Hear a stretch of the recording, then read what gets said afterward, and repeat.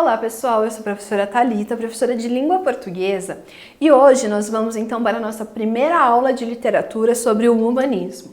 Lembrando, gente, que nós não estamos falando ainda de literatura brasileira. Por quê, gente? Aqui no Brasil a gente só vai ter literatura a partir do ano de 1500. Então, o humanismo, ele ainda é um movimento de literatura portuguesa. Então, gente, para falar de literatura, é sempre importante a gente voltar para a história. Por quê?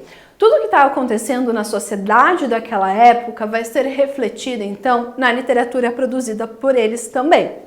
Então, gente, nós consideramos que o humanismo, ele é uma corrente artístico-filosófica. Se tem essa parte filosófica, gente, nós ligamos também a via de pensamento daquela sociedade, então mistura ali filosofia e sociologia. Também vai acontecer durante a Idade Média e a Idade Moderna.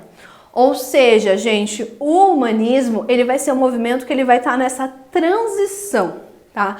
Entre a Idade Média e a Idade Moderna. Lembrando, gente, o que dá essa diferença de Idade Média para a Idade Moderna? Idade Média, gente, ela se encerra quando nós temos o declínio do sistema feudal. Lembrando, sistema feudal é quando eu tenho uma pessoa que ela é dona de um pedaço de terra e ela é chamada de senhor feudal. E quem trabalha lá são os servos, tá? E, gente, a Idade Moderna começa quando nós temos a ascensão da burguesia.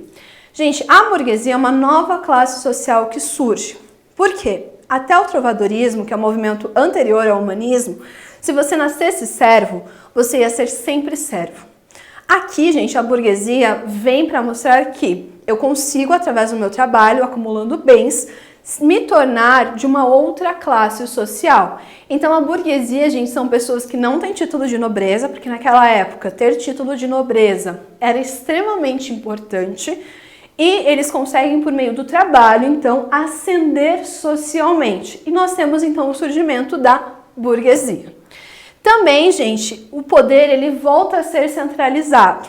Lembrando, lá no trovadorismo nós tínhamos essa descentralização do poder. Por quê? Cada senhor feudal mandava no seu feudo. Aqui, gente, o rei deixa de ser uma figura simbólica e volta então a ser a centralização, aquela figura que representa o poder. Também, gente, ocorrem nesse meio tempo as grandes navegações, que é quando Portugal e Espanha, que são os países pioneiros nas navegações dos mares, resolvem então enfrentar os oceanos. Gente, lembrando, isso aqui é uma grande quebra social. Por quê? Anterior a isso, a sociedade era totalmente teocêntrica, ou seja, a verdade, né, que a igreja trazia não poderia ser questionada. Aqui, gente, o nome é humanismo porque a sociedade passa a ser antropocêntrica, ou seja, o centro do universo é o homem, tá? Então, o homem se torna o centro do universo. Por conta disso que o homem se arrisca no mar. Por quê, gente? Anterior a isso, tinham-se várias crenças. Falavam que a Terra, ela acabava num grande precipício, onde as pessoas sumiam. Outros acreditavam que tinham vários monstros no mar. E, gente, Portugal e Espanha foram países que falaram, não, pera, não deve ser assim. Vamos nos aventurar para ver no que isso vai dar. Com isso, gente, as navegações, as grandes navegações vão culminar, então, nas colonizações. Por exemplo, o Brasil é um país colonizado por Portugal. Por quê?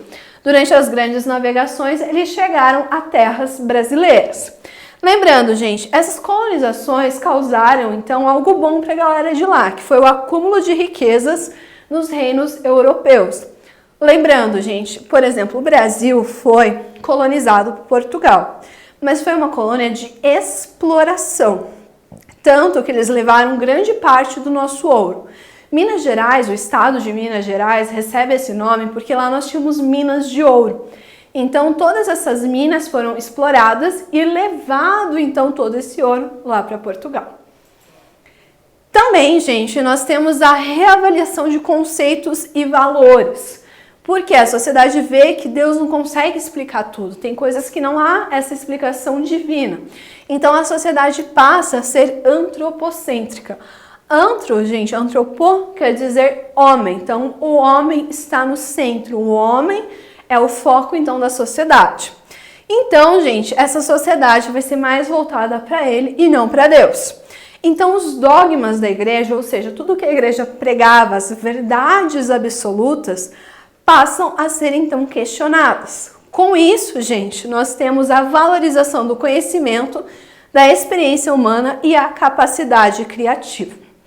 Então, gente, tudo aquilo que a gente viu no trovadorismo anteriormente é mudado aqui. E o nome, gente, humanismo, é muito fácil de associar a humano. Então, o humano é o centro do universo, por isso humanismo. E, gente, a valorização aqui existe também, essa valorização da escrita da história. E o grande representante disso é o Fernão Lopes.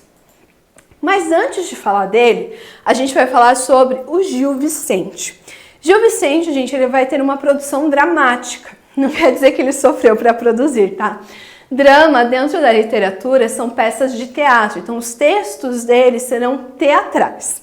Também, gente, ele vai escrever autos e farsas, que são tipos de teatro. As peças do Gil Vicente não tinham preocupação em demonstrar tipos psicológicos, mas sim sociais. Tanto que vai ser uma característica muito marcante dele aqui, gente, que os personagens não tenham nomes, mas sim que eles sejam chamados pelas profissões que eles exercem. Ou seja, eu deixo ele como ser psicológico e foco então nele como ser social. Qual é a função dele na sociedade? Também os personagens pensam, falam e agem de acordo com a classe social na qual se insere. Então, os burgueses, por exemplo, são bastante explorados dentro das obras do Gil Vicente. Também ele faz uma crítica a esses tipos, que são representantes dos diversos setores da sociedade. Então, o Gil Vicente não pega e traz esses tipos sociais simplesmente porque, quero inventar uma história. Mas é a forma que ele usa para criticar, então, a sociedade daquele tempo, como aquela sociedade funcionava. Também, gente, ele vai fazer essa crítica social dirigida a todas as classes sociais. Então, o foco dele não vai ser somente uma. Então, ele vai falar da nobreza, do clero e da plebe. Ou seja, ele vai explorar todos os setores sociais. Então, o Gil Vicente é bastante corajoso nisso, principalmente na crítica ao clero. Também, gente, o teatro dele tem caráter moralizante. Tanto que nós falamos que ele produz autos moralizantes. Ou seja, ele vai te dar uma lição de moral. Obviamente, não vai ser igual na fábula que a gente tem lá embaixo, moral da história. Não, vai ser o todo do texto, então, que vai te ajudar a entender qual é a moral ali. O que eu tenho que tirar de lição de moral dessa história. Também, gente, o Gil Vicente ele não critica a fé religiosa, mas sim aqueles que fingiam tê-la, frequentando a igreja apenas por convenção social. Gente, uma das coisas que a gente vê muito, independente da religião, é a questão de pensar de forma coletiva, de ajudar ao próximo. E existiam e existem ainda muitas pessoas que só vão à igreja por ir. Porque tudo aquilo que o padre fala, que o pastor fala, a pessoa faz entrar por um ouvido e sair pelo outro. Ou seja, ela não aplica a vida dela. Então, o Gil Vicente ele vai criticar essas pessoas e não a crença delas, tá? Então, cuidado com essa distinção. Gente, o Gil Vicente ele vai escrever obras em redondilha. Nós estamos acostumados a vermos textos de teatro escritos em prosa, mas o Gil Vicente vai escrever então em versos. O que é isso? Não ocupa toda a linha do texto, tá? Então eu tenho versos e o conjunto de versos eu vou chamar de estrofes. E ele vai utilizar, gente, em grande parte, né, a redondilha maior, que são versos com 7 sílabas poéticas. Sílabas poéticas é diferente do que a gente está acostumado a ver de sílaba. E também, gente, ele vai utilizar a rima, tá? Então a estrutura formal dele vai ser bastante clássica. Aí, gente, os personagens dele. Por exemplo, eu tenho a alcoviteira, que é uma crítica à moralidade e à amoralidade. Tem o fidalgo, que é uma crítica à hipocrisia. Escudeiro, crítica ao parasitanismo social, à ansiedade. Frade, religiosos de modo geral, ele critica também as pessoas serem parasitas sociais, a parte ociosa e também, gente, a inveja. Ou seja, ele coloca dessa forma geral justamente porque ele consegue criticar mais facilmente, então, tudo isso que está acontecendo.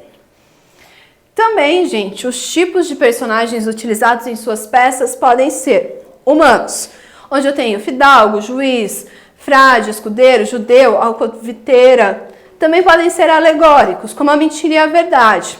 Fantásticos, deuses pagões. Também tem os teológicos, diabos e anjos. Ou seja, ele não vai se restringir a seres humanos, ele também vai trazer outras formas de personagens. Primeira fase, gente, do Gil Vicente é que nós chamamos de fase medievalista, que é quando está ligada à parte medieval ainda. Aqui nós temos então a peça Auto da Visitação. Essa peça, gente, vai ser a peça inicial do Gil Vicente e vai anunciar o nascimento do príncipe Dom João. E, gente, ela vai estrear no ano de 1502 no Paço Real, em Lisboa, tá? Esse foi o primeiro livro do Gil Vicente. Agora, a fase de transição, onde ele deixa de ser medieval e se torna renascentista, é que nós temos as obras mais importantes, que são, por exemplo, gente, a trilogia das barcas, onde eu tenho o Alto da Barca do Inferno, produzido em 1517, Alto da Barca do Purgatório e Alto da Barca da Glória, então formam aqui a trilogia das barcas. Lembrando, gente, o Alto da Barca do Inferno é o mais importante dentre as obras, né, do Gil Vicente, inclusive dentro da trilogia das barcas. Resumindo bastante a história, gente, são um grupo de pessoas que estão no purgatório. Purgatório seguindo a crença da Igreja Católica, tá? Que era predominante na época. Então, esses dois grupos estão lá e chega lá um barquinho com o diabo e outro barquinho com o anjo. E o diabo pergunta, alguém aqui pecou? Aí algumas pessoas falam, sim, infelizmente eu pequei, mas né, eu me sinto culpada, eu estou me redimindo diante dos meus pecados. Porém, gente, o outro grupo falou que não, nunca pecou. Inclusive, nesse grupo que falou que nunca pecou, a gente tem um padre. Ou seja, aqueles que pecaram vão para o barco com o diabo. E aqueles que não pecaram vão para o barco com o anjo. Mas o que acontece, gente? Segundo a crença católica, o que você tem que fazer? Se redimir dos seus pecados. Então, a galera que admitiu ter pecado e se arrependeu de ter pecado, na verdade, eles não foram para o inferno, eles foram para o céu. Agora, a galera que falou que nunca pecou, que é impossível para o ser humano, foi para o inferno então. Ou seja, gente, eu ainda tenho, como vocês puderam perceber, valores medievais que são baseados no teocentrismo, ou seja, em Deus sendo a resposta para as coisas. Aí nós temos a fase renascentista do Gil Vicente, onde ele abandona os temas religiosos e ele volta para as questões sociais e críticas de costumes. Aqui nós temos a farsa de Inês Pereira, que foi produzido no ano de 1523. A Inês Pereira, gente, é uma moça jovem e simples que reside em uma vila lá em Portugal. Ela vê o casamento como a ascensão social para ela. E ela tinha um envolvimento com um rapaz e ela acaba deixando ele para se casar com outro, que ela via como príncipe encantado. Só que, na verdade, gente, esse moço que ela acabou se casando, de príncipe encantado, não tinha nada. Então, ela acaba, então, fugindo desse marido e encontrando, então, aquele primeiro namorado dela. E o que ele faz? Ele pega ela e leva de volta para o seu marido. Ou seja, gente, casamento como ascensão social é uma das críticas que o Gil Vicente acaba fazendo. Também, gente, nós temos no ano de 1532 o Alto da Lusitânia, que é dividido em duas partes. A primeira trata dos dramas de uma família judaica, enquanto a segunda mostra o casamento de Portugal, o cavaleiro grego como Lusitânia, com Lusitânia, uma princesa. Ou seja, aqui eu tenho duas partes distintas, então, desse alto. Primeiro, trazendo o judaísmo e a segunda, trazendo, então, essa junção de um grego com uma princesa portuguesa. E daí nós chegamos, então, ao Fernão Lopes, que eu citei lá no começo. Ele, gente, é o guarda-mor da Torre de Tombo, tá? Ele é considerado, então, o introdutor da escrita da história de Portugal. Ele foi o primeiro que fez isso. Ele descreveu com detalhes cenas e eventos como críticas à sociedade portuguesa. Ele produziu, gente, crônicas, e essas crônicas eram centralizadas nas ações da família real. Escreveu sobre as relações de outras classes sociais e ao sentido coletivo da nação. Ou seja, gente, ele vai pegar e colocar então a história de Portugal em crônicas, tá?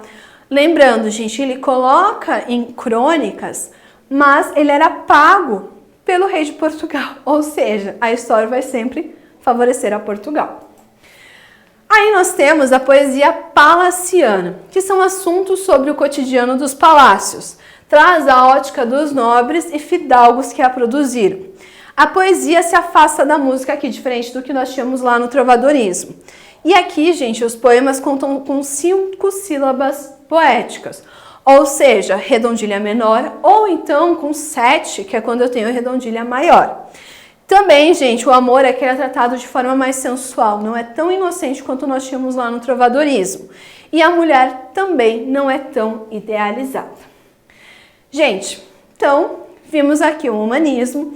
Lembrando, gente, que é um movimento que não aconteceu aqui no Brasil, ele aconteceu lá em Portugal, onde nós temos Gil Vicente, ficou com a parte do teatro, onde ele escreve a trilogia das barcas, que é extremamente importante.